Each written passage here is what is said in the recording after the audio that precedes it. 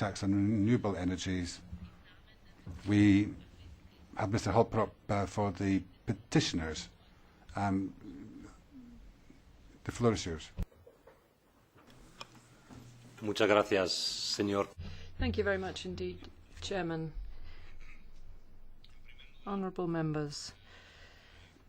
First of all, I would like to express thanks on my behalf and on behalf of the 45,000 people who signed this petition through the change.org platform.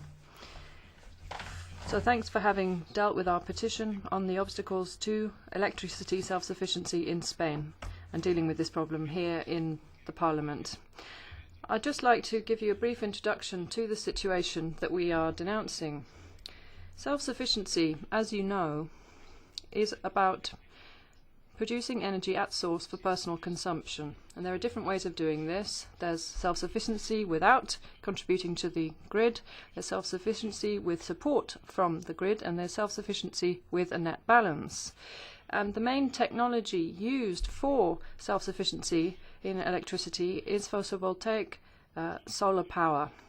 And the benefits related to developing this kind of self-sufficiency are numerous.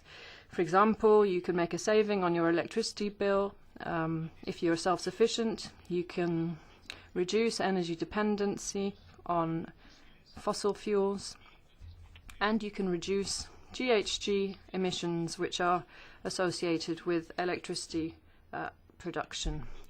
Spain has huge potential when it comes to photovoltaic self-sufficiency, largely because of high levels of solar radiation, but also because of the high price of electricity for end users.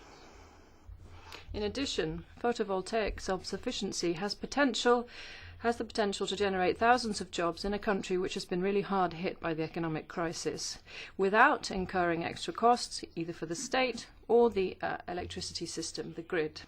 Now, as you know, self-sufficiency using renewable energies has actually been enshrined both in the Renewables Directive and also in the Energy Efficiency Directive. And despite the long list of economic advantages and social and environmental advantages of this, the Spanish government is setting a whole series of obstacles in the way of the development of electricity self-sufficiency. And here I'm going to mention just three of them. First of all, regulatory uncertainty that exists in this sector in Spain. This activity is suffering from piecemeal regulation and legislation and a legal vacuum.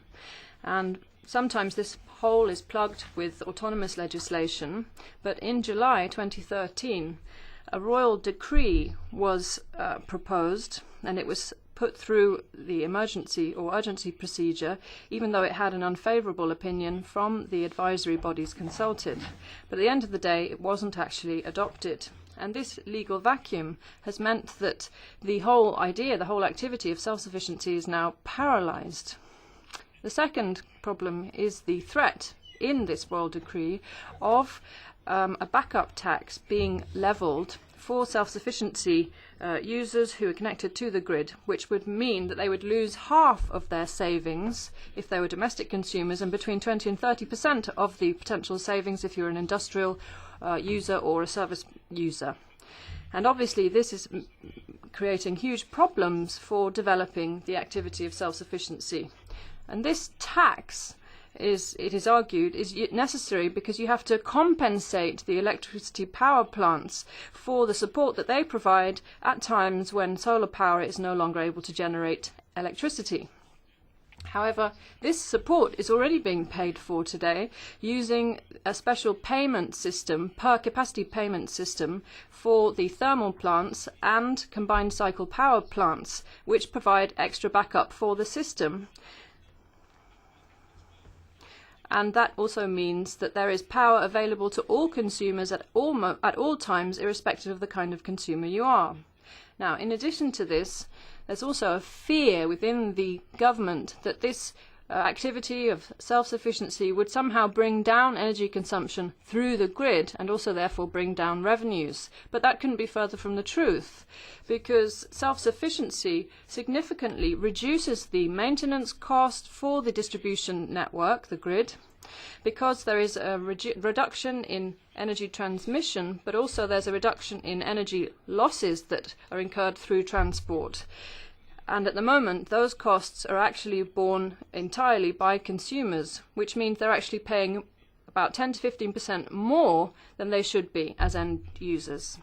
Now, the third measure, which has perhaps gone unnoticed more than the others, but which is nevertheless very damaging for self-sufficiency, concerns the increase in the fixed part of your electricity bill and the reduction in the variable part of your electricity bill, which means that the incentives, the economic incentives for using less energy from the grid are disappearing, and that is if you're self-sufficient or if you're trying to be more energy efficient.